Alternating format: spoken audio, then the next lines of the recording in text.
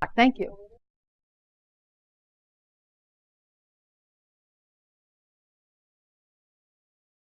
So here we are back from lunch. And what I want to jump into this afternoon is, for starters, psychometry. Who has heard of psychometry? Show of hands. This is just about everybody. Okay, who would like to give me a description of psychometry? What is psychometry? Anyone want to take the plunge? Anyone brave? Okay, back here, Debbie, microphone, please. Yeah, you need to be on the mic. You need to be on the mic. Otherwise, we can't hear you up here. My understanding is that when you can use your mind to change the way something is, like bend a fork, that's not it? Nope, not psychometry. Okay. I'm glad I asked this question. Okay. Okay. What is psychometry? Psychometry is being able to gather information from an object. Okay, we're definitely getting closer. Who else? What is psychometry? You can go last. No. Winna? Being able to read the emotions, the history, taking an object and knowing its vibrations, energy. Okay, is well, the it best sounds way I like could you say and, it. you and Trish are saying the same thing. Sounds about the same, and you're both right, but there's more to it. Who else wants to give it a stab? Okay. Psychometry, as the word says, psychically being able to read things about places, people, and things, and measure them with or without any kind of tools. Okay. And again, we have a slightly different play on words saying the same thing. It was very nice. Anybody else want to give it a stab? Oh, you're not wrong. Nobody's wrong. There's just more to it. Lisa, you want to take a stab? Let's put the psychic on trial back here. Go ahead.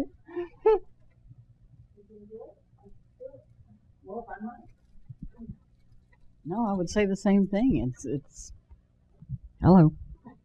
It's the reading of the vibration from an object, or from even a place, or it's the reading of vibration, getting the emotions, or getting the where it came from, or how old it is, or who it belonged to. And what are we doing? That's what they said. You're all saying the same thing, and you're all right. You're connecting to the vibration of the object. This is the one thing she has said that's different than what the rest of you have said. Say it again. You're connecting to the vibration of the object. Right. In order to get the reading from it. Correct. Okay. What's interesting is that psychometry, we associate the technique of psychometry with holding an object and telling you something about the person who owns the object. So everybody, of course, says, well, this is psychometry. It's reading the vibration on an object. But you forgot the word you just said. Reading the vibration on an object.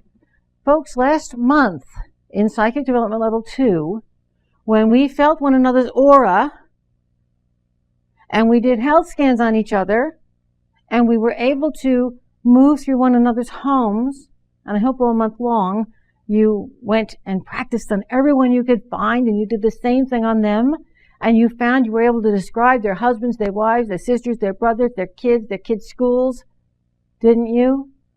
You were psychometrizing the people.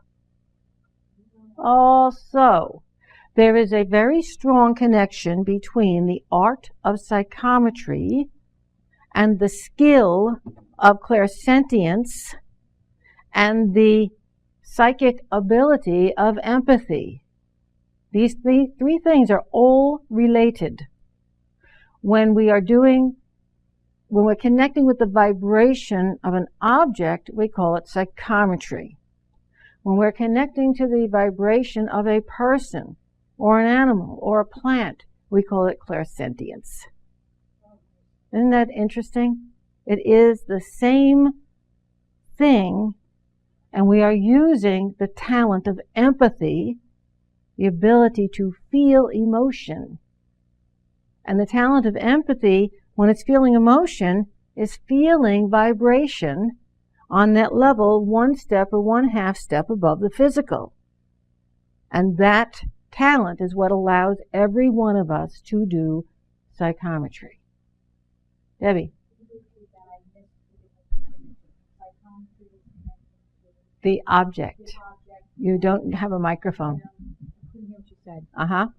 The clair essence? What did you say? I couldn't hear the other. Clairsentience. Clairsentience is when reading the individual. Yes. Energy. Clairsentience is when I put my hand over your hand and I feel your aura and I read you through that aura. Or even when I hold your hand, but I'm connecting to the aura. Psychometry is when I hold the object. It is the same thing. One is with a person, the other is with an object. And the natural talent you are using is your empathy to make the connection. Robin. My question is, can you be clairsentient and not touch the person but feel their vibration and pick up? Okay, because that's what this is why it's so interesting. One of the things that I learned, and everyone in this room can do the same thing. I'm not setting Sandy up as being anybody special here. One of the things I learned a long time ago is that one of you could point to some kid in a bikini down there in the pool out there that I can visually see, but am a football field away from, and say, what can you tell me about her? Remember I said this back when we were doing our empathy right in the beginning versus telepathic connections? And I said, as long as you have a line of sight, you cannot be sure if you're doing telepathy or empathy. The reason why, watch what I'm going to draw here.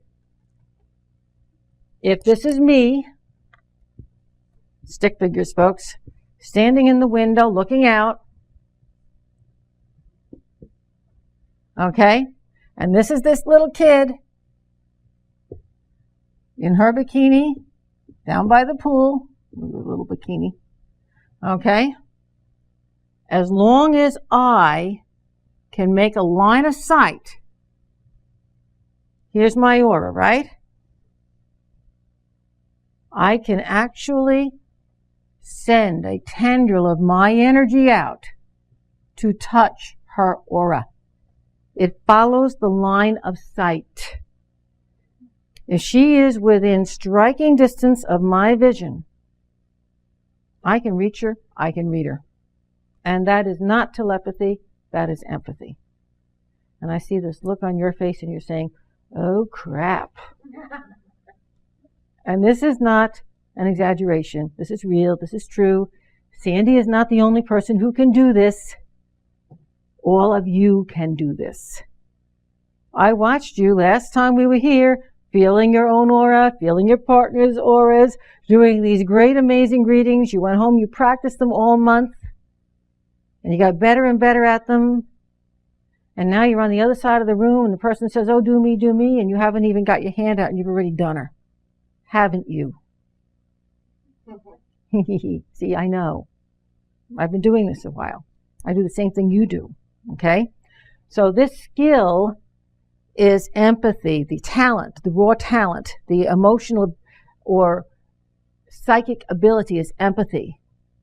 But when we make that connection, it's empathy. Or pardon me, it's clairsentience. Okay? Now, if I were to actually reach out my hand and hold this person in my hand, that's a bad pocketbook, but supposing it's a pocketbook, I reach out and I hold this pocketbook in my hand and I'm psychometrizing that, right? It's the same thing. The energy field of the pocketbook is sitting in the energy field of my hand. And I am altering my vibration, just as we do when we psychometrize one another's auras, right? I've used that term. We alter our vibration, we relax into the vibration of the purse or whatever it is we're holding, We blend and merge the vibration, and the next thing you know, we are able to connect into it and tell you something about the owner or where it's been or how it was manufactured or. And that becomes psychometry. You with me? Okay? This is an important concept. And you know why it's important? Because you're not going to see it written in any book. It's just, and I don't know why, that other people haven't drawn this same very logical conclusion. These are not different things. This is the same talent, the same ability, used in different ways. And I'll go a step further. Anytime you see somebody who is doing laying on of hands, or, now Reiki is something different, because Reiki is a flow of energy through us. Believe it or not, what we did earlier when we sent energy to Luz's daughter, that wasn't Reiki, but it was similar to Reiki in that we allowed energy to pass through us. Okay? That's different. But when we do a laying on of hands, and we allow ourselves to merge the vibration with the other person to send healing energy, as an empathic healing would, or healer would, we're doing the same thing. The same thing. If you are merging your vibration with another vibration, it's psychometry, clairsentience, empathy. See that? Spiritual healing. It's just being used in a different way. And so all of you sitting here right now know that you can all do psychometry. It's one of those things that comes very, very easily to us. Therefore, it's the thing we're going to start working with first. And it didn't look like a pocketbook. It looked more like a little flask of wine. What do you think I have on my mind? I'm just kidding.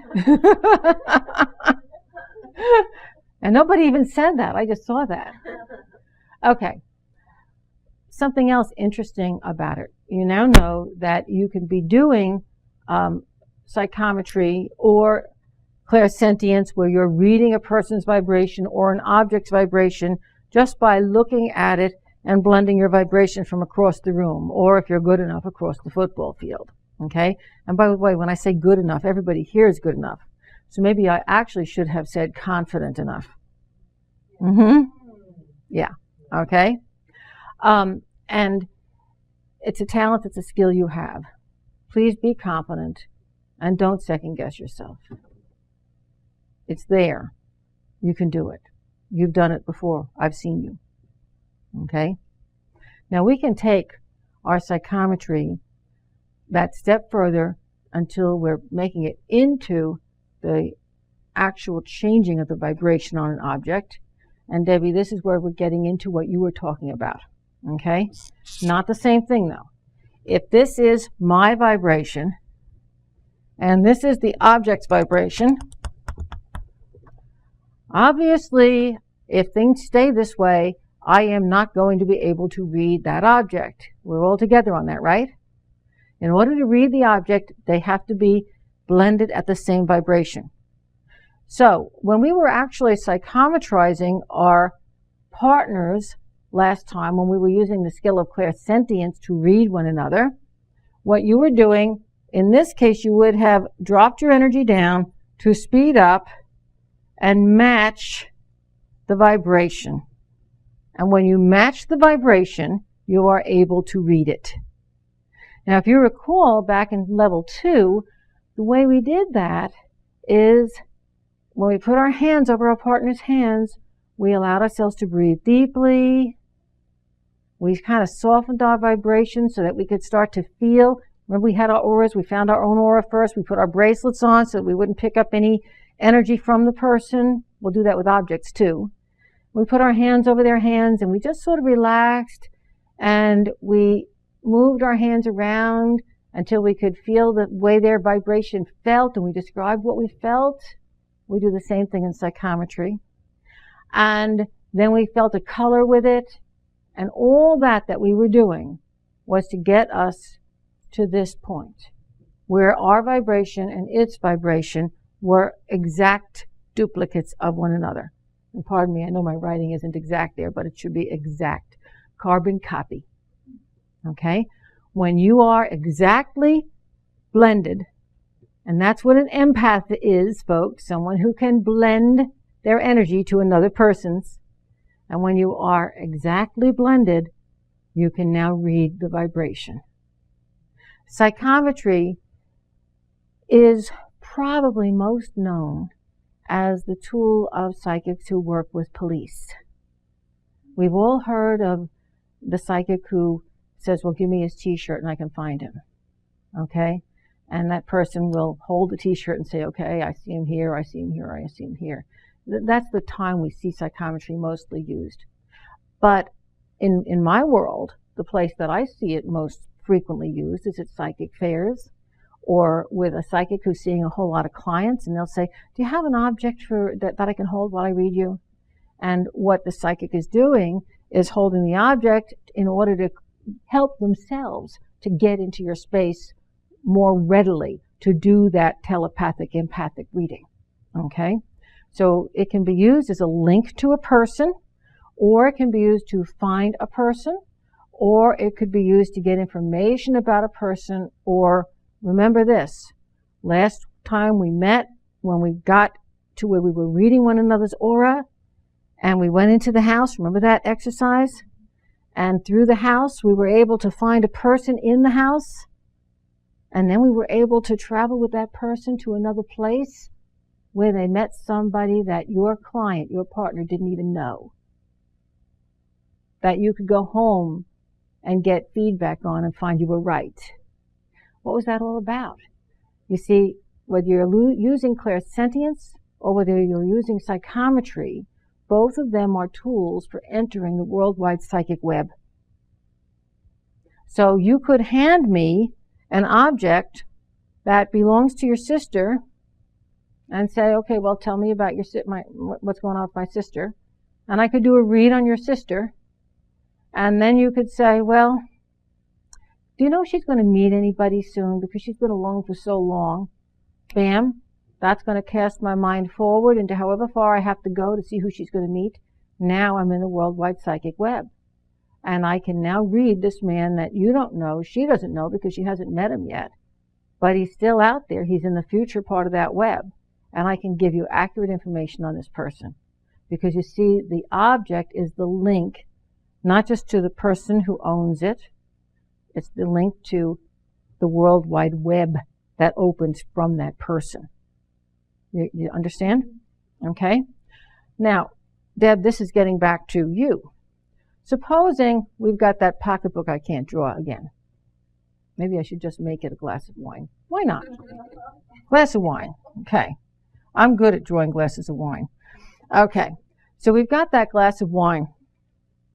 And there's the glass of wine. But the glass of wine is sour. You really don't want to drink it. The bottle's been open too long. However, you're having company for dinner. And you have no choice. This is the only bottle of wine in the house. So, you put your two hands on the bottle of wine, do some deep breathing, get yourself nice and relaxed. You're blended into the glass. You and that glass of wine are exactly the same now. And then you visualize yourself being this happy, fruity, very alcoholic, really good tasting grape. You see what's happening? What's happening is I have hooked. That's a big hook. I've hooked it. I've used my vibration to merge with it and then hooked it. And now through my visualization and my breathing, I'm carrying it to be a good glass of wine. Okay? And I've done this. There have been many times I'm at somebody's house and they're all drinking crappy wine and I'm drinking a good glass of wine. And that's how it happens. Okay? And I can take that glass of wine halfway up to here, and the first thing you know, I've got a nice glass of wine. And at that point, when I got it to where it's just a nice glass of wine, I drop the hook. I drop it. Because I've got it where it's gone now. I don't want any links to it. I drop it. No more hook. This is where I want it. Okay, now it's ready to drink. Pure and simple. That same concept is the way that empathic healers heal people. If you've ever seen the movie, begins with it's not Revival, it's not Revelation, Resurrection. Thank you. The movie Resurrection is, it doesn't say this, but I know it's real. I know it's based on a factual story, okay? Because everything in that movie, it's a very, very old movie, and I do know you can still get it. Netflix carries it. And it's well worth watching. It is about a woman who has an accident, heals herself, and then realizes she can heal other people. And the way she does it is to blend and merge her vibration with theirs. As a matter of fact, in one part of the movie, they show her getting into bed with a person who has some very severe form of muscular dystrophy. And they show her body completely convoluting as she blends to that person's same exact shape. That woman who has been in that position for something like 5 years gets out of bed and walks away healed. But now we've got the woman who is the healer who's stuck. Okay? That's the danger of empathy. I do not recommend empathic healing. However, empathically changing the vibration of a glass of wine, yes. Okay? Empathically changing the vibration of the water that you're drinking to something which is healthy, yes. You see that? So use your intelligence to decide what you want to use that whole concept of being able to hook and alter vibration. Now, where do we get into how the capability of empathy, clairsentience, if you will, comes into doing something like fork bending? Okay? I have a couple here. I wrote a few. I don't do this to my own, but there are a couple of restaurants that I'm not allowed in anymore, so I don't do it too frequently because it can get addictive. The empathy comes in because in order to do this, you run your fingers along the metal, and this can be done with anything, by the way. It doesn't have to be metal. It can be done with plastic, wood, sticks. It's just that it's much more impressive with metal. You run your fingers along the metal and you adjust your vibration to it until your vibration and its vibration are the same. You're literally feeling a molecular structure inside of this. You can feel it almost like it's alive. And it's the oddest thing, because what will happen is all of a sudden you'll feel a spot that wants to move in a certain way, where the molecular structure becomes fluid for that moment. And it's like it's that fast a moment. And in that moment, where that's that perfect joining, this happens in that fast a moment. Okay? And it's the oddest thing. I'm going to pass these around so you can feel them. If you look at these, you can tell they're not bent with a plier or anything like that. They would have broken. It almost looks like there was a very hot flame and it became taffy and was twisted. But this was not, there was no flame. Okay, there's no burning, there's no carboning there. And this one has even less of that. But if you run your hand on it, you'll feel that the metal here, well, not really, this has been flattened. The metal here, where it hasn't been touched, will feel very different from the metal right there. So if you compare the different parts of it, you'll feel that it's different. I'm going to just pass them around. Okay? You're welcome. Don't cut yourself. Sandy, I have a question. Is that okay? Yes. Okay. Is that similar to, well, you guys don't know him, Jeff, that was in my class in the last series, who's able to move furniture. Is that the same? The same concept. Well, yes, it is, and no, it's not. Okay? Moving furniture, these are all linked to that energy of empathy. Okay? But in this, you're doing that, this is very gentle, actually. It's not harsh at all. And there's a fellow, Joe McMonigal. I learned how to do this at the Monroe Institute of Applied Sciences. There's a fellow who works with them whose name is Joe McMonigal, who has written a lot of books on remote viewing. He used to work for the U.S. government doing remote viewing. And they have a piece of metal about this big there that is a whole bunch of spoons and knives and forks that have been totally compressed into a ball, a seamless ball. You can't tell what they are. And unless, if you put it under a very powerful electron microscope, then you can see the seams of all the spoons and the forks and the knives mixed in. And Joe McMonagle did that using the same technique I have there. So he's a little like a whole lot more advanced than I am in this stuff. But it's well worth practicing. Now, why does somebody want to bend silverware? You know, not for any reason. I mean, it's not like you want bent silverware, but at least most people don't. But it lets you recognize that you have this ability to help to form the world around you through that raw talent of empathy and the skill of clairsentience, which is the sister skill of psychometry. And what you're talking about, Robin, is PK, psychokinesis. When we ended our last class, I had suggested that you hang a weight off of a chandelier or ceiling and push it with your mind. Okay? I had suggested you look at a candle flame and you bend it. Right? I don't know how many of you went home and played with those. Those are tools for practicing and getting your PK to work well for you. Okay? And if you did practice that, what you would find is that you have more luck with your PK when you generate some emotion with it. There's the energy that powers your empathy. See, these skills are all related. They all tie in to that one raw talent of empathy. Robert, do you have a comment? Yeah, when you gave that task, I remembered that I used to practice that with little glass balls on a Christmas tree. Just looking at them, and all of a sudden they're swaying. Yeah. Yeah. Tremendous fun. And one of the most important things about this all these things we're talking about, I'm going to go back to what Lisa said in the beginning when I said, what is psychometry? And she said, feeling the what? Vibration on an object. So when I'm feeling your aura clairsentience, I'm feeling your vibration.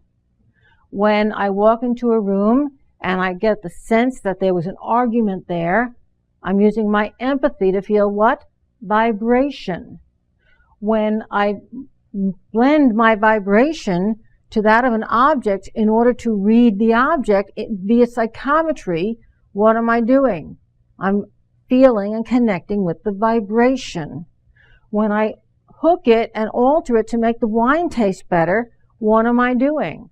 I'm taking its vibration from one place to another to leave behind some of the things that I don't like the tannins and the sulfites. It's all about vibration. And folks, although we do not see vibration, in the world of physics, we know vibration is real.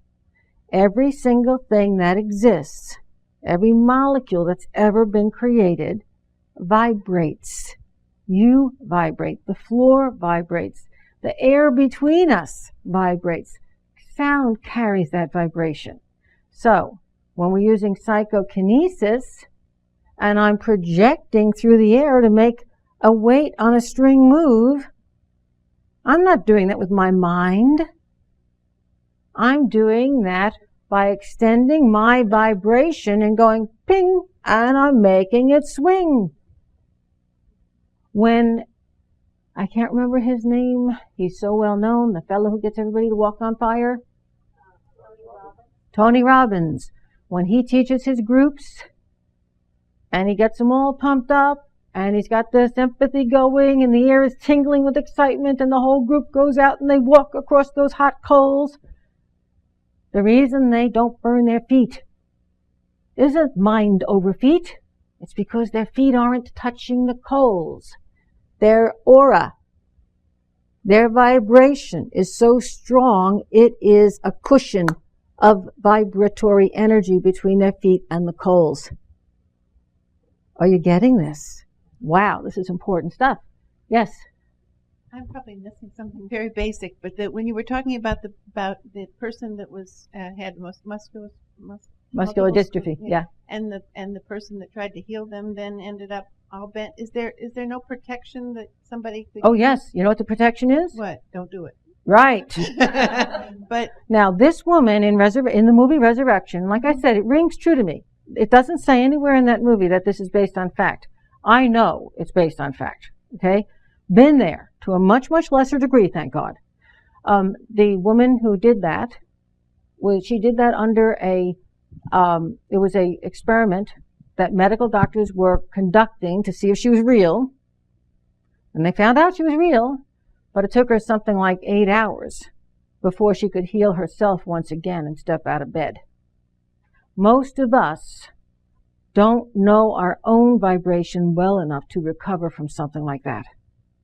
The only reason she did is because she had healed herself from a horrific car accident. She knew every cell in her body. If you or I did that, we'd still be in bed as a person with muscular dystrophy. Okay? When I sit down in a chair that somebody was in who had a headache and I suddenly get a headache, I have psychometrized the vibration on that chair. You will see me sometimes come into a room and say, okay, who's got the headache? Why do I want to know who's got it? Because I want to know where it came from so I can say, not mine. Or I'll say to myself, did I have this headache like 3 minutes ago? Nope. Just suddenly got it? Okay. Not mine. Notice what I just did? I'm literally pushing the energy away. Not mine. I'm not taking that one.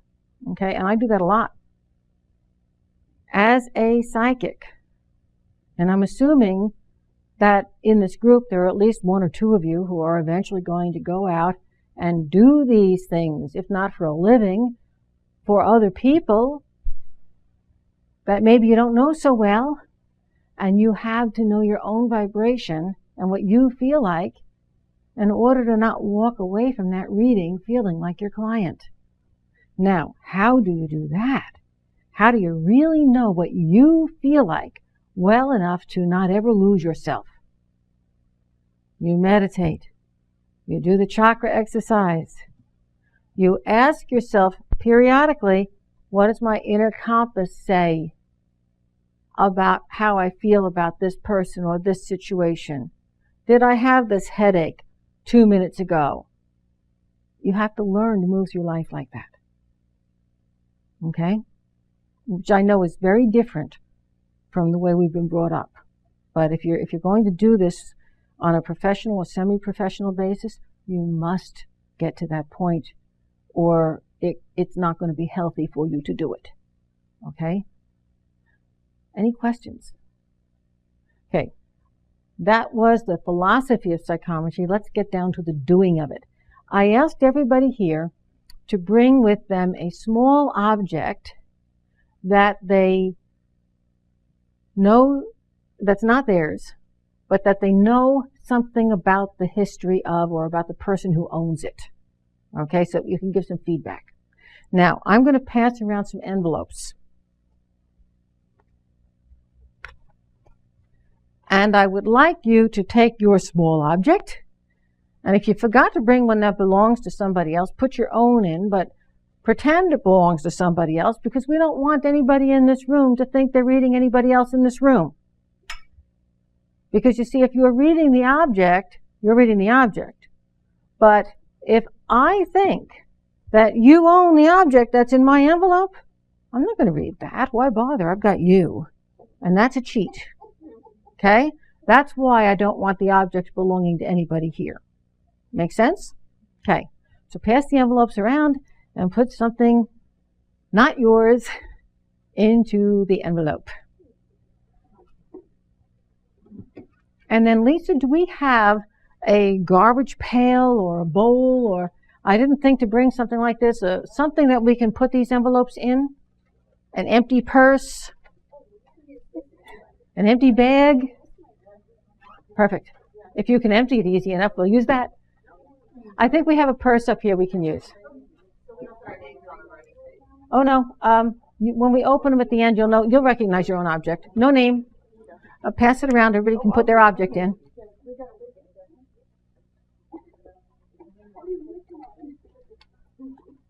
Yeah, please close them and lick them so that the things that you put in them won't fall out.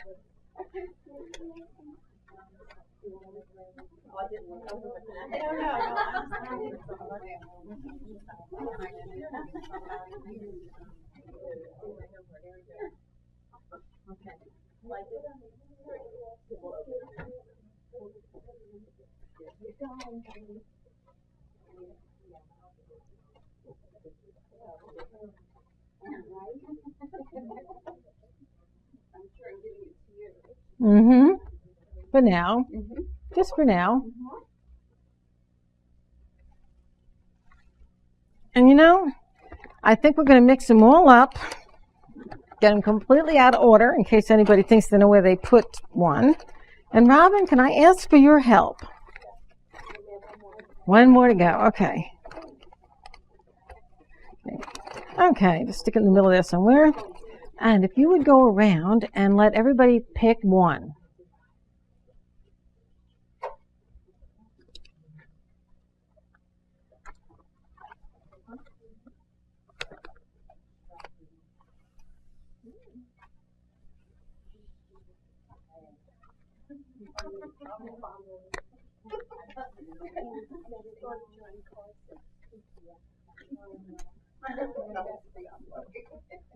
Mm-hmm.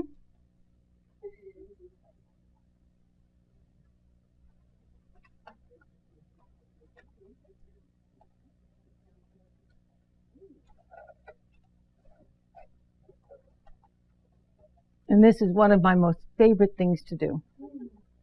And you know, this whole class really is, we call it Toys and Tools for a reason, because everything that I'm teaching in this class has some kind of a little tool or fun thing attached to it. And these things don't just happen for no reason at all. The last 2 times we met, we learned how to center ourselves and tune in Psychic Development 1 and protect. And we learned in Psychic Development 2 how to enter the worldwide psychic web, how to psychometrize one another's auras or use clairsentience to connect with the aura. And we could do readings. But you know, as a straight psychic, or even as a channel where you're connecting with guides, you can't read everybody. There's always that person who comes in and they sit there like this and they say, prove it. There's always one, okay? And you know, who cares what that person's reason is? Maybe they're a skeptic, maybe they're looking for your energy, maybe they really just want somebody to prove that this really works, or maybe nobody told them how to get a psychic reading and they think that's what they're supposed to do. The thing is, beginning level psychics get beginning level clients. It works that way. Yeah. And it does make it hard to get over the hump. Yeah. When I first started, it was so funny. When I first started reading, and I started with the tarot cards. We'll talk about them too a little bit. When I first started reading, I was working with tarot. And I'd lay down my first couple of cards, and I'd look at my clients, and I'd say, oh, I see you just met this dark-haired guy. He seems nice. And I'd look up, and they'd go, well, tell me that will take the wind out of your sails really fast, okay? And I'd go, oh, crap, this is really not working. And I'd lay down the next couple of cards, and I'd say, well, you know, there's definitely a job change coming up. I think there's, oh, God. The first few readings I did, it was like, oh, my God. And so what I would do is I'd get to, like, maybe the 3rd or 4th, or there'd be, I wouldn't even look at them after a while. There'd be this, you know, I mean, I couldn't even not look at them. They'd make these foul noises, okay? I just knew I was doing this horrible reading. So I'd look up and I'd say, you know, we're obviously not connecting. How about I give you your money back and we'll just call it another day? Oh, no, you're doing fine. You keep going. Okay. Remember, beginning level psychics get beginning level clients. They don't know how to get a reading. You're the one who's going to train them. And please don't count on them for positive feedback because they're not going to give it to you. It doesn't work that way. Okay? So, my advice to you when you go and practice on people is to come right out and say, I'm learning, I'm practicing. Would you like to be my guinea pig? And then they will be wide open to you because they'll want to help you to be a good reader. But if you go to them and you say, hi, I'm a psychic reader, would you like a reading? They're going to say, prove it. Okay? Just works like that. Okay? So, and look at her, she's like, oh God, maybe I don't want to be one after all. I saw you covering your solar plexus there. Yeah. Sandy, Yes. I think we have.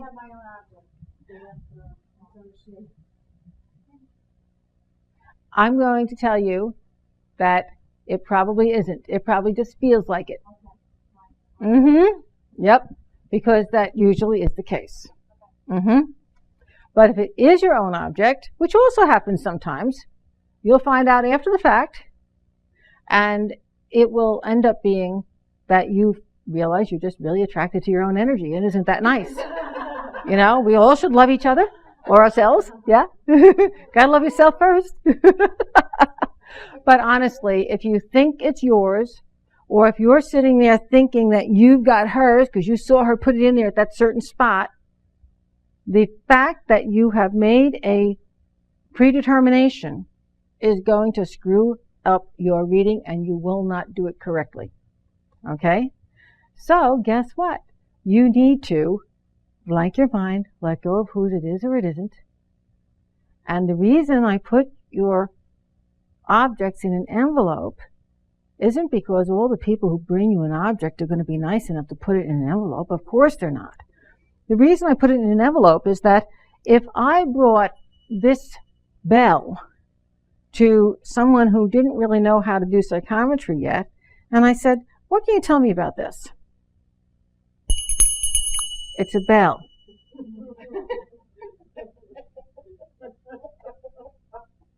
You think I'm kidding, okay? Wow. June and Al. Oh, looks like somebody's wedding bell. When you don't know how to do psychometry and you're looking at the object, you have this tendency to let what your eye is seeing get in the way of what you should be doing. Your client is sitting there saying, oh God, of course it's a bell, and of course it says June and Al. I'm the one who brought you the bell that says June and Al. Now, what can you tell me about the person who owns it?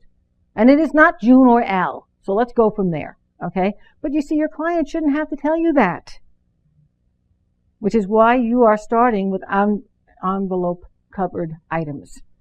That way, the physical item isn't going to mess with your head. And the reason you're starting with items that don't belong to anybody in this room is so that the object's owner doesn't mess with your head. And the reason why we're not going to worry if it's our own object or somebody else's object is because that preconception is going to mess with your head. You got it? So when I'm doing psychometry on an object and somebody hands me a key, I do not sit there wondering what the key opens. Unless they say, I need to know what this opens, they know what it opens. They're the one who owns the key.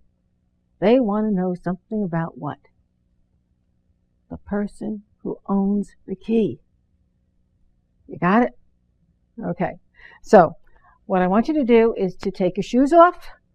I'm sitting down to be comfortable. So take your shoes off, feet flat on the ground. Put your object in your lap for now. I will lead you through this.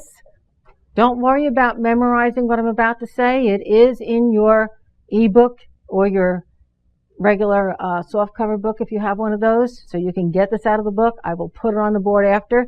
It's very similar to what we did when we psychometrized one another's auras last time we met. First thing you do is 3 nice deep breaths to ground and center, just like we always do. So do that on your own.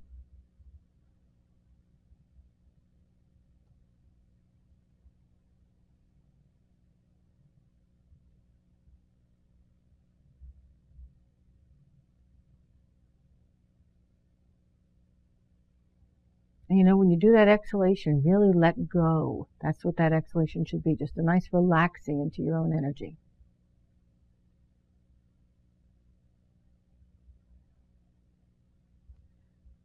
Okay, now You don't need to open your eyes for this, but if you prefer to, you can. Put your gloves on, just like we did when we psychometrized our own aura in Psychic Development Level 2 and our partner's aura. Put those mesh gloves, those gauntlets on, and bracelets that will prevent you from absorbing anything from the object, but will allow you to read the object. Now pick up the envelope, and the first thing I want you to do is to weigh it. Hold it in your hand. Hold it between your hands, your two hands, and rub your hands up and down on it. And as you're rubbing them, feel what's in it. Is it skinny? Is it lumpy? Hard? Soft? You're just feeling the physical form and shape of the object at this point. And now, as I said, hold it in your hand, one hand or the other, and weigh it. Does it feel very light? Does it feel very heavy? Okay, getting a feeling here for the physical form and shape of the object. Okay, now take a deep breath. And as you relax, I want you to sink into the object via your hands. Now that you're feeling deeper into the object, I want you to weigh it again. Does it still feel as heavy? Is it heavier? Did it get lighter? Compare it to what you felt before. Rub your hand around the object's letter. Does the shape of the envelope, does the object feel bigger or smaller than it did the first time you touched it? Trace your fingers around it. Is it larger or smaller? Did it get fatter or thinner? Harder or softer? Because now you're feeling the vibration of the object. You've dropped into it. And the energetic object feels different than the physical object. Now turn your attention into yourself to check your inner compass, to check your temperature, as we say. Has your heart speeded up? Has your breathing speeded up? Do you feel really hot or really cold? All of those things would be normal. Do you feel any kind of pressure in your head or your heart? All those things could be normal and will be associated with your reaction to the object. It's different than you are. Those things are okay. You're protected from absorbing any of them. But if at this point you feel strong revulsion, if you feel like you want to be sick, if you feel like you want to run out the door, that is your internal compass saying, do not proceed further. And if that's the case, put the object down. Now, we're going to assume that you're able to go forward with reading the object. So return your attention to the object that's in the envelope and allow a color to fill your mind. Make a note mentally of whatever that color is and allow your consciousness to swim through it. We've done this before. And carry you across the space between you and whatever's in your envelope. And now you find yourself directly connected to the object at the mental level. Now allow yourself to see a person strongly associated with this object. Let go of your preconceived notions. Let go of expectations. I know this feels like you're making it up. All of the above are true. Don't worry about it. Go with the first thing that pops in your mind. Are you seeing or feeling a male or female energy?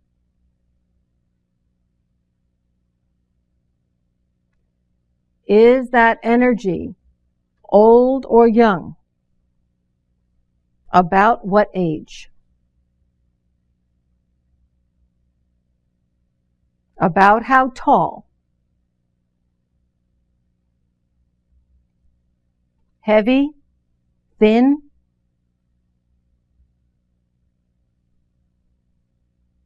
coloring, light, dark, hair, blonde, brown, black, eyes,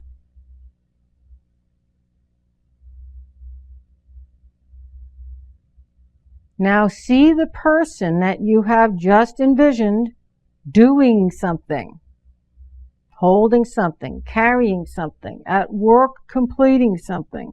What are they doing? What's in their hands?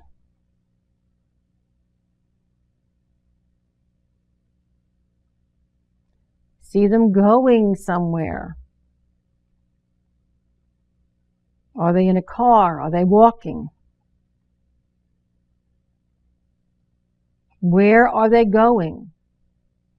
See them walking or driving or however they're getting there, going right up to the front of the place they're going to. Where are they going? Look at it. What is it?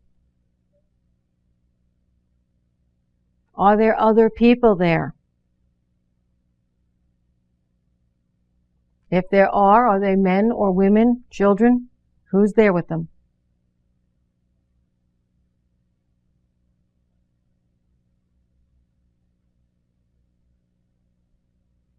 Listen into a bit of conversation. Someone will call the name of the person associated with this object. What name do they say?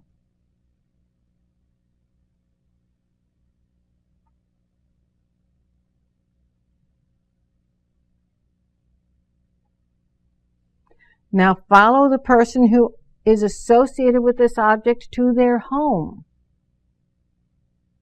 See them going into their house or their apartment or wherever it is they're presently living. What does it look like? Are they there alone?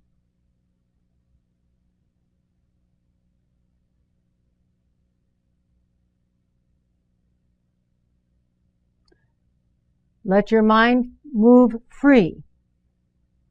See them doing something that was very important within the last 5 days. Let it just pop into your head. What was important that they've done in the last 5 days?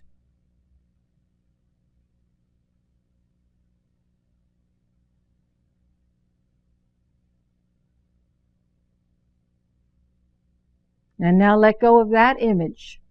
And again, let your mind move free. We're moving into the future. In 5 years, where do you see the person associated with the object? Let go of the present moment and see them 5 years from now. What are they doing? Where are they?